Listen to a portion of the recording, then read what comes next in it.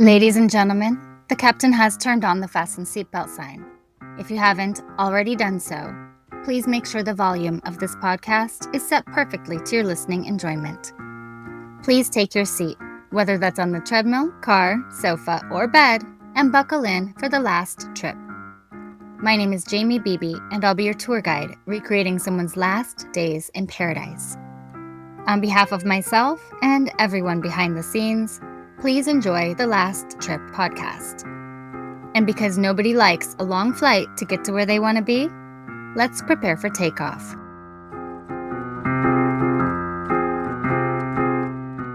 Today's episode is going to feel a little different because this isn't your typical missing persons case. In fact, I can't even tell you with certainty if the woman at the center of today's story is missing at all. There's no police file I can point to, no official record of the last time she was seen, no neatly documented timeline of her final movements. What I do have are fragments, a few scattered sightings, whispers from friends and family, and a trail of half-remembered stories that all lead to the same haunting question. What really happened to Christina Licorice McKechnie?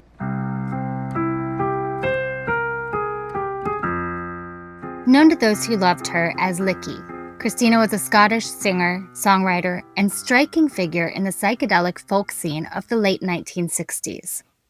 As part of the incredible string band, she recorded some of the most celebrated albums and even performed on the legendary stage at Woodstock in 1969. For a time, she was right in the middle of the counterculture movement, her voice as much a part of that era as incense smoke and painted guitars. But after the band dissolved in the mid-70s, Licky's story became harder to follow. The vivid details of her life fade, replaced by rumors and secondhand reports. By the mid-1980s, the trail went cold. No interviews, no public appearances, no obituary, just silence and theories. And that silence has left fans, friends, and fellow musicians to wonder, did she choose to step away from the world? Or did something happen to her? Is she living quietly somewhere, far from the stage lights, her friends, and her family? Or did her story end decades ago, unmarked, with no one there to witness it? What I do know is this: Licorice McKechnie's disappearance matters, because her life seemed to unravel far from the familiar streets of her hometown. She drifted through deserts, highways, and unfamiliar cities, places where roots were harder to hold on to, and where memories fade quickly once someone is gone. When the trail ends in a landscape that isn't yours, the silence feels heavier. The absence is harder to understand. So today, we're going to retrace her steps, the rise, the vanishing, and the mystery that still surrounds her.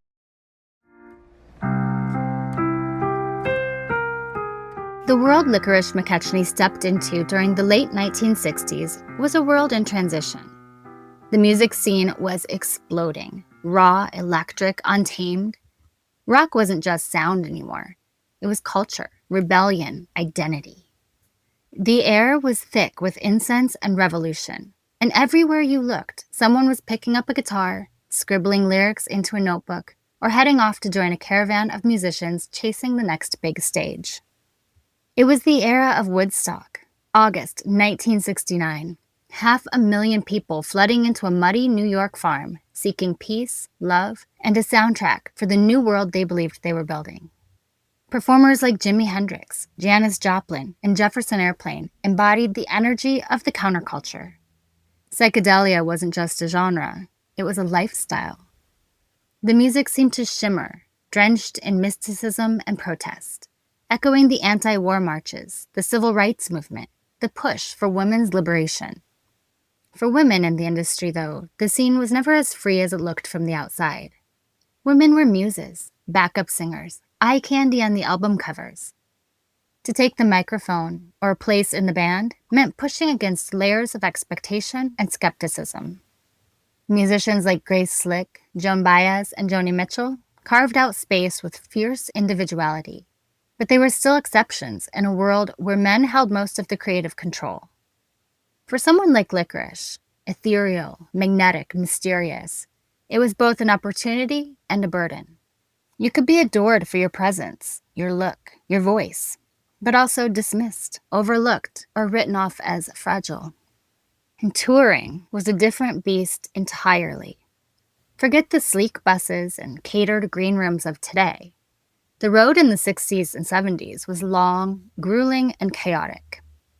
Vans crammed with instruments and cigarette smoke, nights spent in roadside motels or on floors or in borrowed apartments before driving another 300 miles to the next gig. Promoters didn't always pay what they promised, and food was whatever you could grab between sound checks. There was freedom in it, yes, the freedom of living outside of the 9-to-5 world, but also the constant risk of getting lost in the drugs, the endless parties, and the pressure to keep performing no matter the cost. And then there was Scientology. By the early 1970s, the Church of Scientology had begun weaving itself into the counterculture. To seekers disillusioned with politics or organized religion, it promised clarity, transcendence, a way to harness the mind's hidden powers. For artists already living on the edges of reality, it was tempting. But behind the glossy promises was a system of control, one that demanded time, money, and loyalty. Some musicians dabbled, others were pulled in deeply, only to find themselves consumed. For someone vulnerable, searching, or already teetering on the edge, the promises of Scientology could blur into obsession, and disillusionment could turn into collapse. And by the mid-1970s, the music scene itself began to shift. The utopian dream of Woodstock gave way to something darker, more commercial. The Vietnam War dragged on. The Manson murders cast a shadow over the hippie fantasy.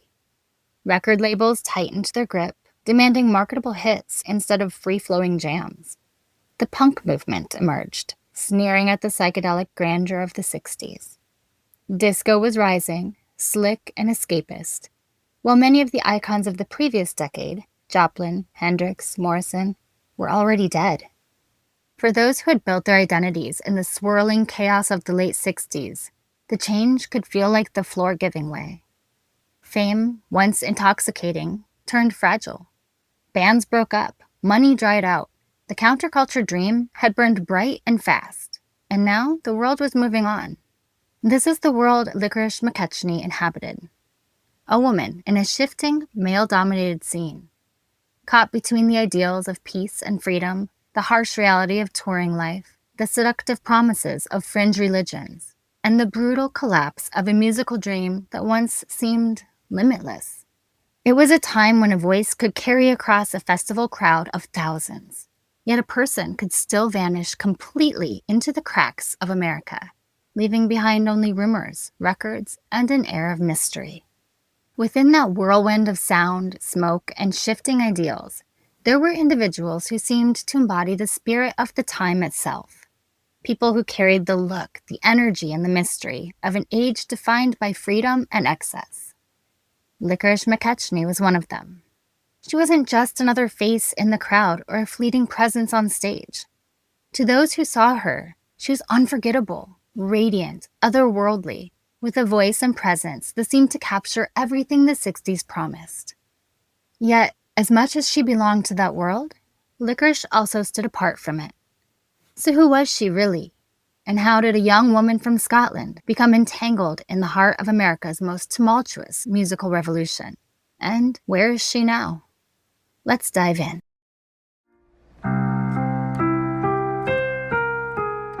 Christina Licorice McKechnie's story begins in Edinburgh, Scotland, in the autumn of 1945.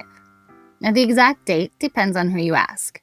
Some sources say October 2nd, others October 13th.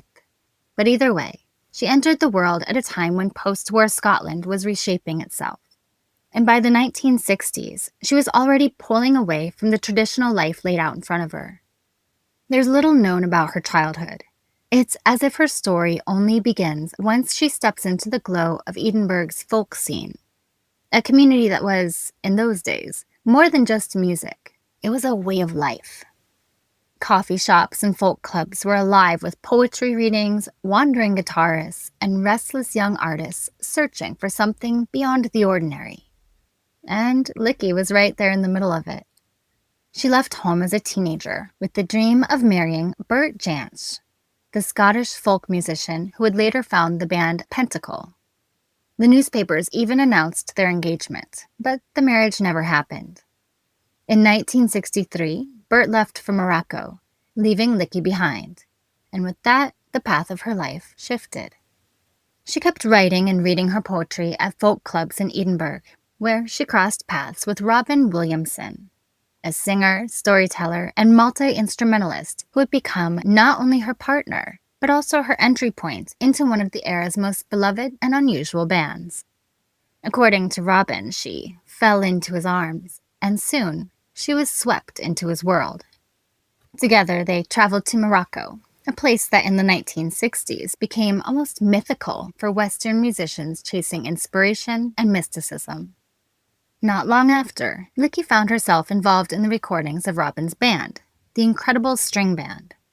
Her first contribution was a set of backing vocals on Painting Box from the 1967 album The 5,000 Spirits or The Layers of the Onion.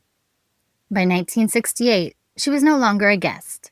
She was a full member of the band. Licky brought her voice, her poetry, her percussion, and her presence. Ethereal, otherworldly, and yet deeply rooted in the counterculture currents of the time. She helped shape the ISB sound during their most influential years. Her voice carried through the albums, The Hangman's Beautiful Daughter, Wee Tam and the Big Huge, and I Looked Up. And then in August 1969, she took the stage with them at the Woodstock Festival, her voice echoing across the fields during one of the most iconic moments in music history. But behind the music, life with the band was shifting. By the early 1970s, the Incredible String Band had become entangled with the Church of Scientology. Like so many artists searching for enlightenment in the era, they were drawn in with the promise of harmony and spiritual connection. Rose Simpson, another member of the group, would later reflect that while Scientology seemed to create closeness between them, it also pulled them away from the music itself. The work became less about creative fire and more about necessity. And for Licky, that spark, that thing that had pulled her into the folk clubs in the first place, it began to dim. By 1972, her relationship with Robin Williamson ended, and with it, her time in the band came to a close. And 2 years later, in 1974, she appeared briefly on stage with a Scientology concert in East Grinstead, performing with musicians like Mike Garson and Woody Woodmansey. And soon after, she left the UK entirely and moved to California. For a time, she kept playing, joining the Silver Moon Band and later marrying musician Brian Lambert, though the marriage ended in divorce a few years later. But as the years passed, Licky slowly withdrew from the stage and from public life altogether. She was known for her almost mystical, bohemian aura. But by the end of the 1970s, that aura was fading into absence. She lived in Los Angeles, later in Sacramento, but gradually lost touch with the world she'd once been so much a part of. By the early 1980s, she had slipped out of contact not only with fans, but also with her old bandmates and family. The woman whose voice had carried through the fields of Woodstock, whose presence had defined a slice of the counterculture dream, was now living quietly in the shadows. Or was she? Because this is when her story begins to blur.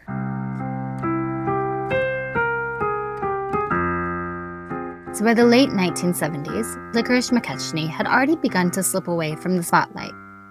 Her band was gone. Her marriage had ended. She was living in California, far from the Edinburgh folk clubs where it had all begun.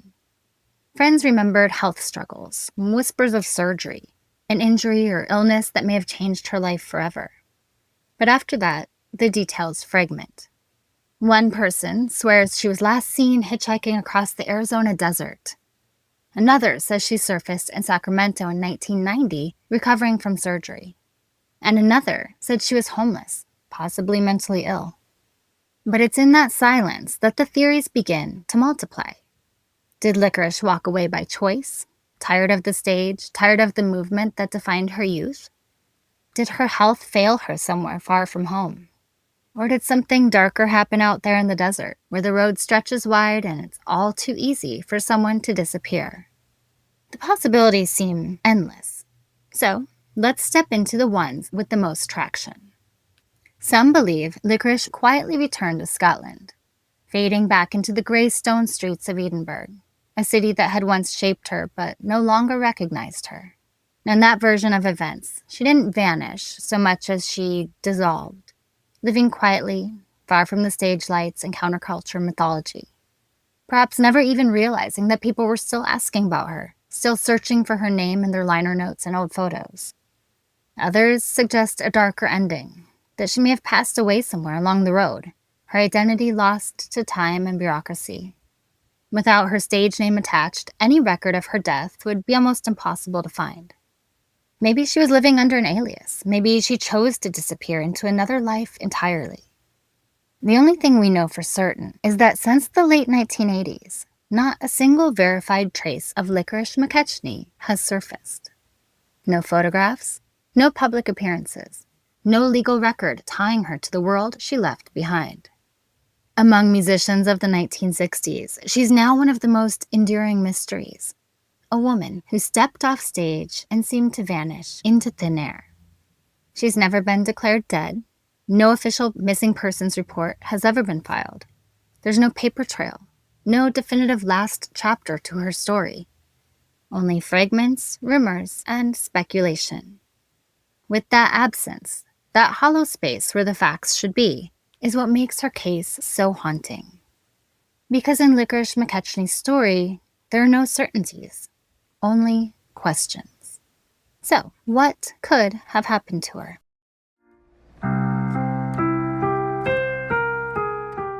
One of the most persistent and chilling rumors about Licky is that her trail ended in the desert.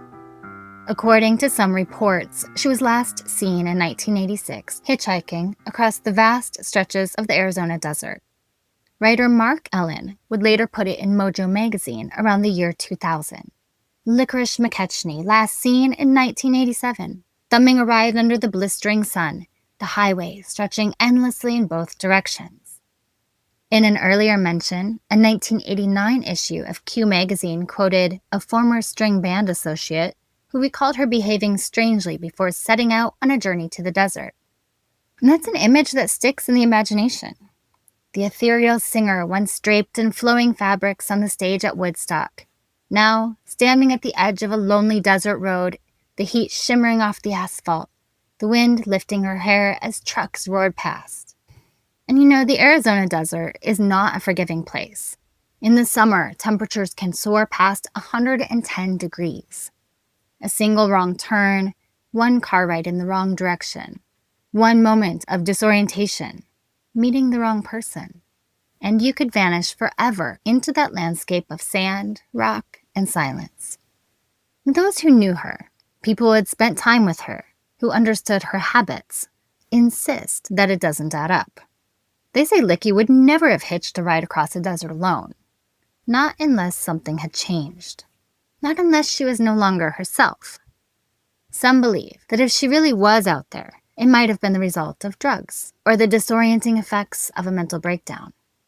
Others suggest it could have been her way of shaking free from the world, walking headlong into danger because she had stopped caring about the outcome. The Arizona desert theory is seductive because it offers a picture, a haunting mental snapshot of her last moments. But it's also fragile.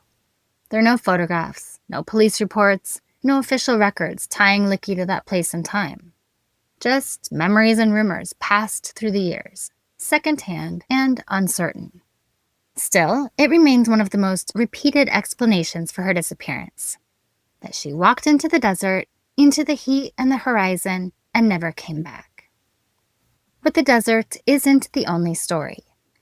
Another version of Licky's final chapter places her not under the scorching sun of Arizona, but in the quieter suburbs of Northern California. This theory comes not from rumor or hearsay, but from her family. According to some accounts, Licky's older sister Frances reported that in 1990 she received a postcard, one that she was certain had been written by her sister. The message was brief, But it carried enough of Licky's voice, her familiar hand, that Frances never doubted its origin. The postcard placed her in Sacramento, California, and suggested that she was recovering from surgery. Some say it was related to a brain aneurysm, possibly an illness that shadowed her for years. The family, desperate for answers, even hired private investigators to track her down. But the search yielded nothing. No hospital records that could be verified. No addresses that led anywhere. No neighbors who remembered her face.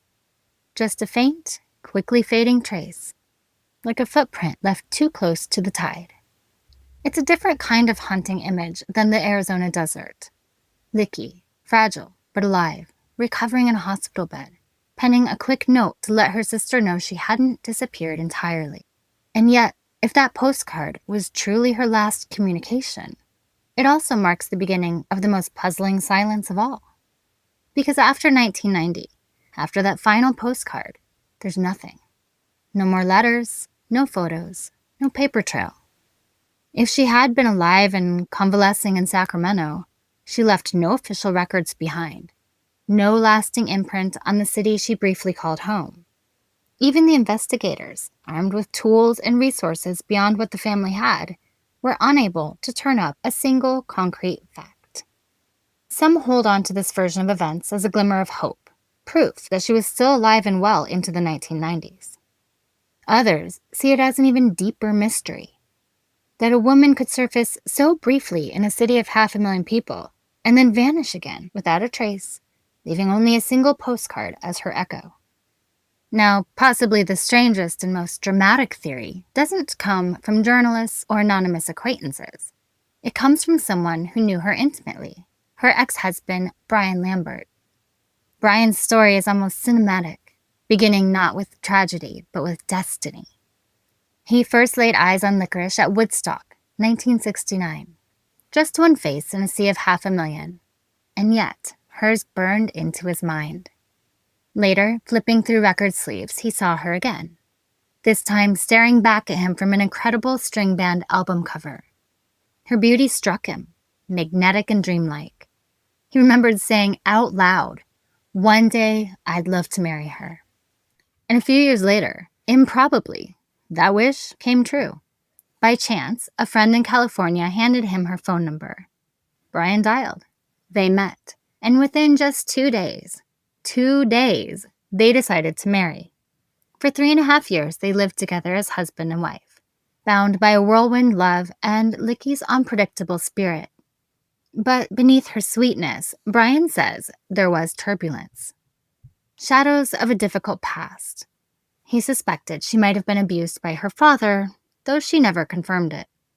She had sudden bursts of anger, spells of mystical visions, and a growing intensity that blurred the line between inspiration and delusion.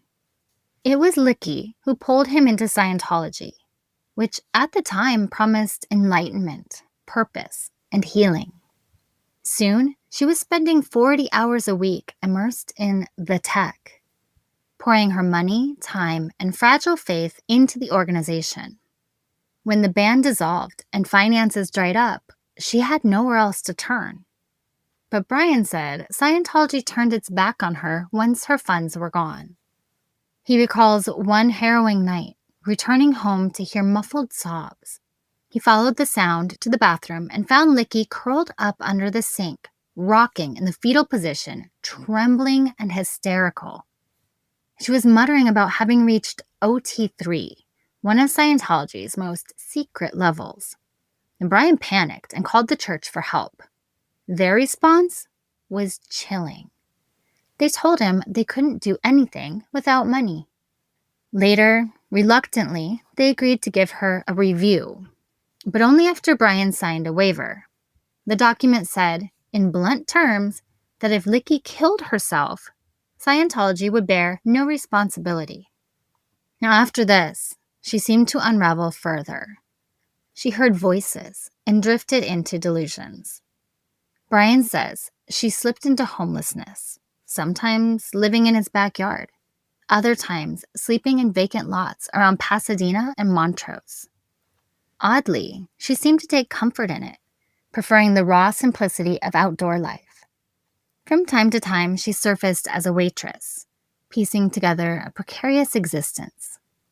Then, in 1981, as many members were leaving Scientology amid internal upheaval, Brian claims Lickie did something dangerous. He believes she stole OT3 documents, determined to save the tech. And she wanted to give them to him, convinced it was her mission. But stealing from Scientology wasn't a small act. Brian insists the church pursued defectors with intimidation and violence. If Lickie really had taken their secret teachings, she may have had no choice but to vanish, going underground to escape retaliation. And Brian believes her mind broke under the strain. He describes her as schizophrenic, adrift between delusion and reality, homeless, disappearing into the cracks of California. And yet, even as he tells this bleak tale, he clings to hope. He says he still dreams she's alive somewhere, surviving quietly in the margins, and that one day she'll reach out. It's perhaps the most tragic of all the stories, that a woman once so luminous, so striking that a stranger vowed to marry her on sight, could fade into the shadows not only because of personal demons, but because of a system that consumed her until she had nothing left to give. And then there are the theories that live in the shadows of the internet, whispered by amateur sleuths and true crime devotees who gather in forums piecing together fragments of lives lost. On Web Sleuths, one user raised a haunting possibility that Lickie McKechnie may not have disappeared into myth at all, but instead lies buried under another name as an unidentified Jane Doe. The case they point to is listed on the Doe Network as Case 551 UFCA. A Jane Doe discovered in Palm Desert, Riverside County, California. The date? February 10th, 1997. She had not been dead a single day when she was found, so her features were still recognizable. The details? Unsettlingly ordinary, and yet strangely specific. She was a white woman, estimated between 35 and 55 years old, 5 feet 6 inches tall, about 145 pounds, brown hair streaked with gray, hazel eyes. She wore denim pants, a yellow windbreaker, layered shirts in white and tan, and a tan bra. On her left hand, a simple yellow metal wedding band. Around her neck, a clear amber pendant. She carried oversized bifocal glasses with plastic frames, and on her skin, traces of pricey Clinique makeup, an expensive touch that suggested she still cared for her appearance. But there were oddities. In her pockets, she carried bus passes, some cash, and greeting cards with the addressee and signatures deliberately torn out. Even more haunting was an unfinished love letter, written in a mix of English and Scottish Gaelic, addressed to no one. But was it truly a letter? Or could it have been lyrics, fragments of a song never completed? Now, the woman had extensive dental work, crowns, root canals, the kind of work that doesn't usually align with stories of homelessness or a transient lifestyle. While her fingerprints were preserved, no DNA sample was ever entered into the databases. An autopsy later revealed she had died of heart disease and may have been living in the area for a few days before her death. The unidentified woman has never been claimed. Her name, her history, her voice remain silent. But the theory posed online suggests, what if this was Lickie? What if, after decades of drifting, she surfaced quietly in the California desert, carrying fragments of her past, Gaelic words, torn cards, expensive makeup, and an amber pendant, before her heart gave out? The resemblance in age, in description, and mystery is enough to keep the question alive. And yet, contradictions remain. Lickie's life, by most accounts, had unraveled into instability, while Jane Doe's dental records and careful grooming hint at someone with resources. Could they still be the same person? Or is this just another ghost of possibility? One of the many unidentified women who lie nameless in California's deserts? It's a chilling reminder that the answers might not be in rumors or secret documents at all, but hidden among the unclaimed, waiting for the right name to be spoken. And then there's the simplest theory of all, the one that doesn't involve secret organizations, underground disappearances, or unidentified bodies. Maybe Licorice McKechnie simply stepped away. The 60s music scene was a whirlwind, after all. Bright lights, endless touring, late nights in studios, the highs of fame and the lows of what came after. It chewed people up. And for some, as mercurial and sensitive as Licorice, maybe the only way to survive was to walk away from it all. There are whispers online, tucked away in people search databases and rumor mills, that she may have done exactly that. According to some of these sites, a woman by the name of Christina Lambert, Licky's married name, is listed as living in California, even now. Sacramento comes up again and again. Her date of birth matches.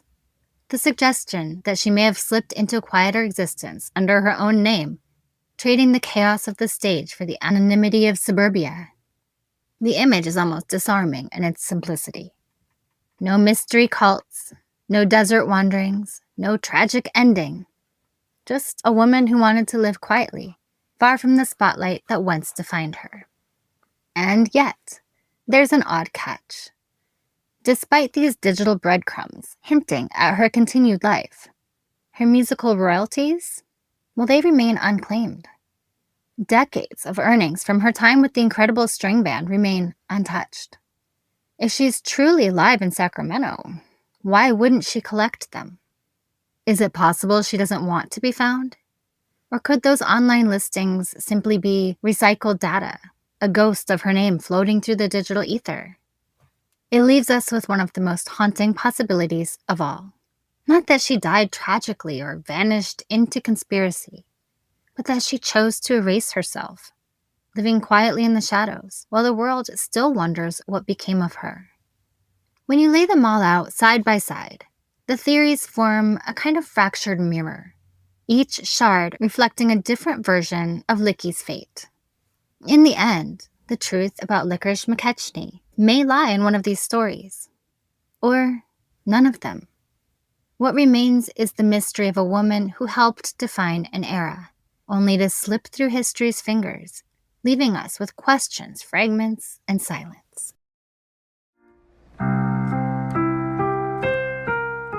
When we look back at Licorice McKechnie's story, it's not just the mystery of her disappearance that lingers. It's the path she walked to get there. Touring the world as a woman in the late 60s and 70s was both electrifying and dangerous. The road was freedom, but it was also filled with shadows. And from her journey, there are lessons worth remembering for anyone who sets out chasing music, movement, or meaning. Now, life on tour in that era was not glamorous. It was long nights in vans, sketchy motels, and endless encounters with strangers who did not always have good intentions. For women especially, there was an added layer of vulnerability. Traveling in groups, setting boundaries, and trusting your instincts were just as essential as remembering your guitar. And even today, those same rules apply. When you're far from home, keep people close you can trust. And make sure someone always knows where you are. Then there's the lure of belonging. For Licky, that pulled her into Scientology. In the late 70s, movements like that promised answers, structure, and family. But the wrong community can cost you everything: your time, your money, even your sanity. The warning here is timeless. Be cautious of anyone who asks for blind devotion or demands control over your choices. A healthy community brings you up. It does not tear you down. And of course, there's the road itself. From rumors of Licky hitchhiking across the deserts to vanishing into unfamiliar cities. Her story is a reminder of how fragile safety can be when you're traveling alone. Hitchhiking may have been a rite of passage in the 70s, but it was never safe. Today, the advice is simple. Don't rely on strangers for your transportation. Arrange secure travel. Share your plans with someone you trust. And always keep your essentials, your ID, your money, your phone, close at hand. Licky's story echoes a bigger truth. Freedom is intoxicating, but it doesn't come without risks. Whether you're on the road with a band, exploring a new city, or searching for belonging in unfamiliar places, the choices you make about your safety can shape the rest of your life. And if Licorice McKechnie teaches us anything, it's that even the most vibrant lives can slip into silence if those choices go wrong.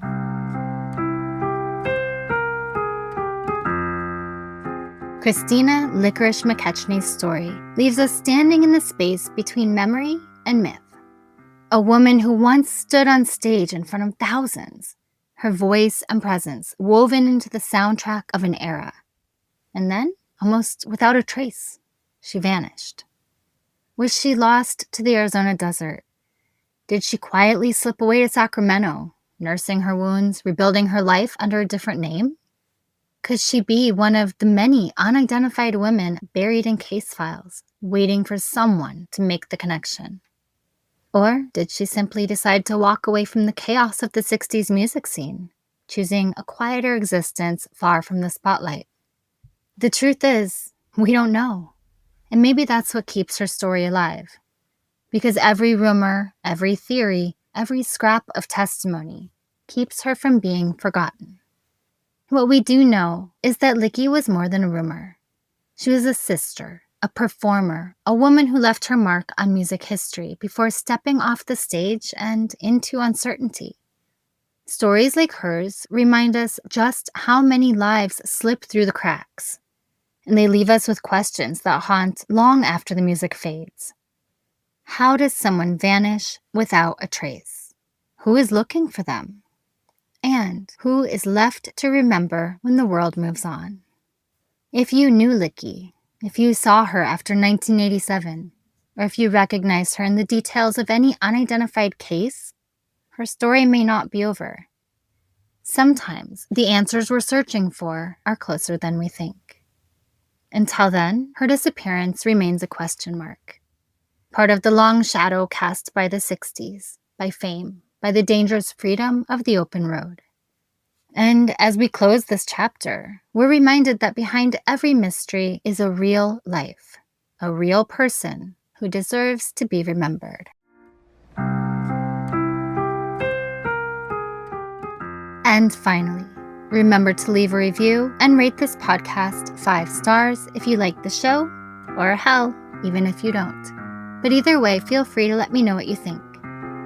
Please follow The Last Trip on Instagram at The Last Trip Crime Pod, and subscribe on Patreon to support the show.